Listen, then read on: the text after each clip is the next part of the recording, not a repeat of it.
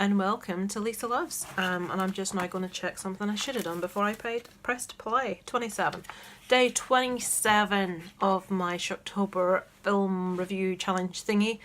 And we've got a well-known one today. It is the 1992 movie Braindead, also known as Dead Alive, just so you don't confuse that with the 1990 movie of the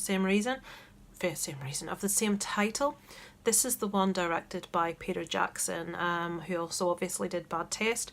It's really odd how he went from these to Lord of the Rings. I mean, what happened? What happened? Maybe you guys know, I don't know. So, I'll admit this, I never have seen this movie until last night. I still have not seen Bad Taste. I hate the cover of that movie. You'll be thinking, why do you hate the cover? The cover's awesome. Darren says, my husband says, the cover's got nothing to do with the movie. I don't generally go in for these kind of movies. I apologise, I know people will be going, what? At the telly.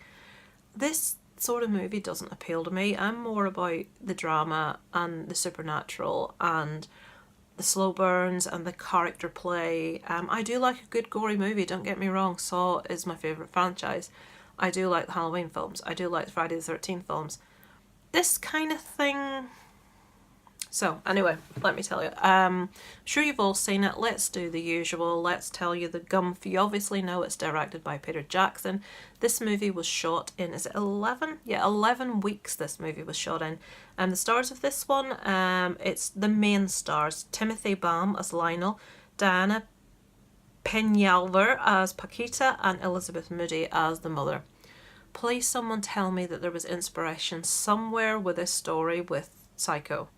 Surely this is the character of Norman Bates and his mother in a different guise. It just so reminded me of Psycho and just the relationship with the mother.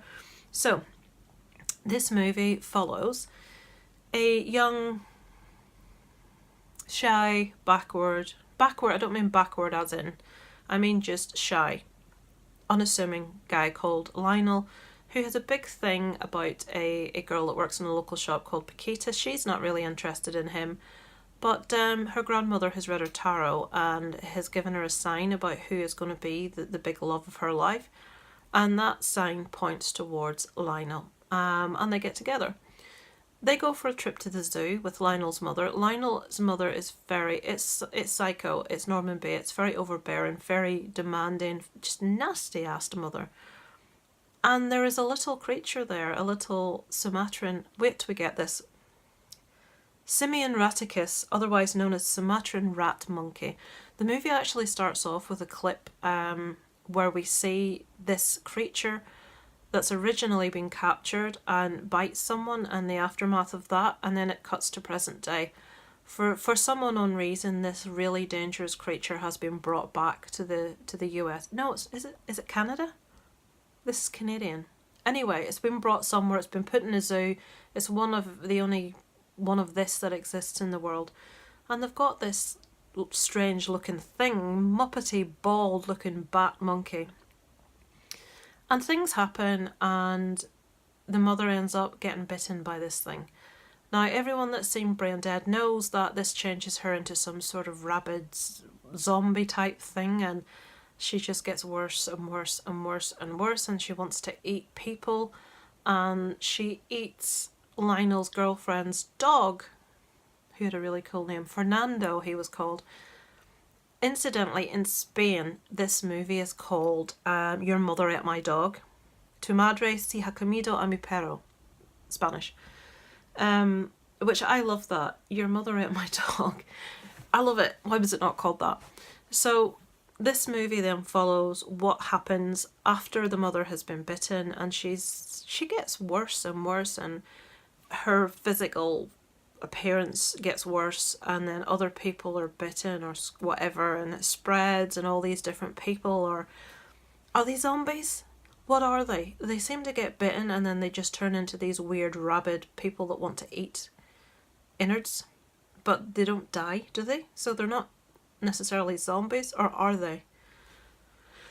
But as this movie's playing, Darren has seen this before, probably many times, and he's laughing his ass off. And I'm watching it and my eyebrow is like, I can't raise one eyebrow. This sort of thing I have said many times that I struggle with comedy and horror unless it's done really well.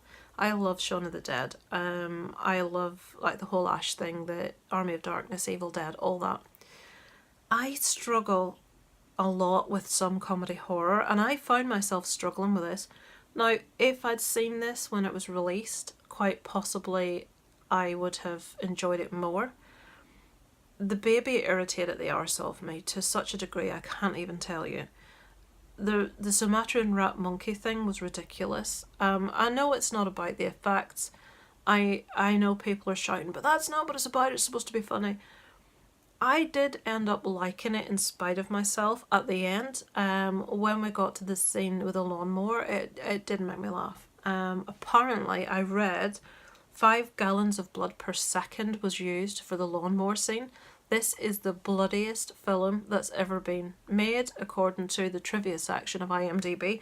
And there were 300 litres of blood used for this one.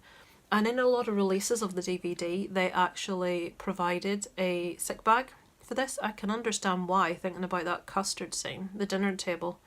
Oh my life, if you've seen that scene with the custard and the man eating the custard, I'm not gonna spoil it if you haven't seen it, but oh, it is just disgusting. It's so gross, but in a funny way. Like I say, in the end, it got so ridiculous. When a guy's innards fell out onto the floor and his arsehole farted, I had to laugh in spite of myself. When a garden gnome was stuffed down where someone's head used to be, where there was just a gaping wound that was their neck, and they'd got a garden gnome stuck out of their neck cavity, I had to laugh in spite of myself. I found myself really not liking it for halfway through and thinking, oh, I can see why this is meant to be funny. I can see why some people like it, but it's just not my thing.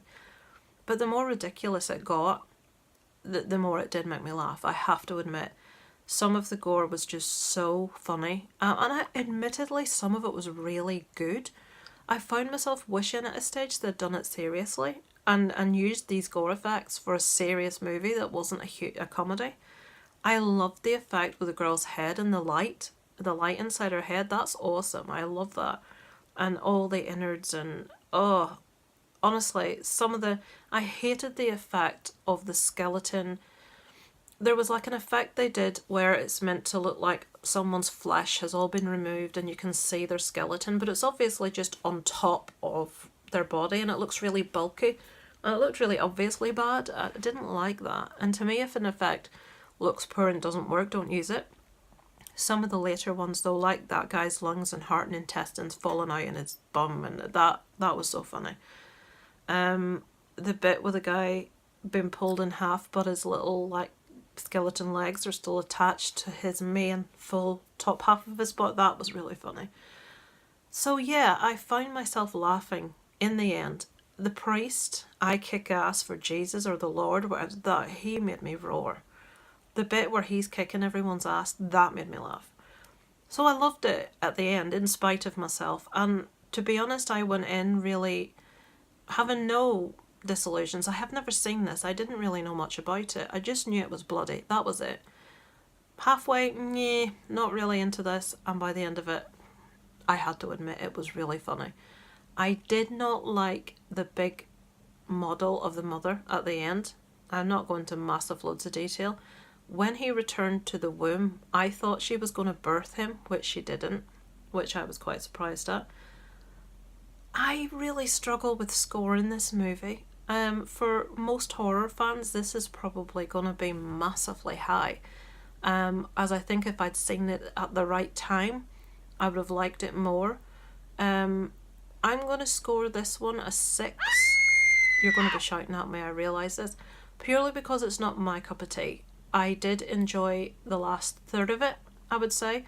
When it got going, when he got the lawnmower out, when people's bodies were disintegrating, from that dinner scene we had with a woman's head's like flipping off backwards because someone's cut her throat and stuff, that was funny. I will admit, with a group of friends and a few drinks, this movie is perfect. It would be one of the most perfect movies to watch with your mates and a few drinks.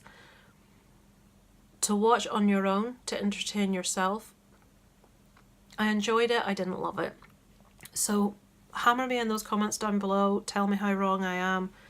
I admitted I liked it in spite of myself, but it's not something I'd probably choose to watch again unless I was in group company and we watched it for a laugh. So let me know your thoughts in the comments below. Tomorrow I am going to be watching and reviewing for you, oh god, We Are the Flesh. You'll say, Lisa, why have you put that in? It's your choice. Since I put that in, I've heard more about it, and I'm not really liking what I've heard about it. All I know at the moment is it's pretty pornographic and it's got cannibalism in it, I believe, and it's just fucking weird. It's just a really weird movie that people cannot make sense of. That's just bad. And I don't mean bad as in scary bad, I mean bad as in it's just bad. So yeah, that's the one for the 28th. So yeah, the only three left after that are Frontiers, the French one, Sadako versus Kayako, and Tag. The last two are both Asian movies, so and obviously Frontiers is the French movie. So we've got 3 foreign ones for the last 3 in the month. So yeah, thank you obviously for all the support for anyone that has been watching and commenting. I know it's really hard with everyone doing these videos, and it gets a bit dull after a while if you don't like. I would really love to do videos where you like shake it up a bit, like what Movie Massacre does, you know, something different, something fun, something engaging, something really fast paced and quick. But that's just not that's not me, and I know this sort of thing can be really dull for a lot of people, just watching someone talking. So I have to say a massive thank you to anyone that has persevered and has commented. There have been some of you who have been incredibly loyal, and it's been really, really nice. Any of you that's doing it that I haven't seen your videos, I will eventually get round to them. It's just with doing this, watching this, it's hard to watch them all, and I haven't really. There's a couple that I have been watching every day because they're really, really short, but those of you that do longer ones, maybe like 20 minutes plus, it's going to take me a bit longer to get through those. So yeah, thanks a lot to everyone following, and I look forward to speaking to you again tomorrow with my thoughts on this really weird ass film. Over and out from Lisa Loves.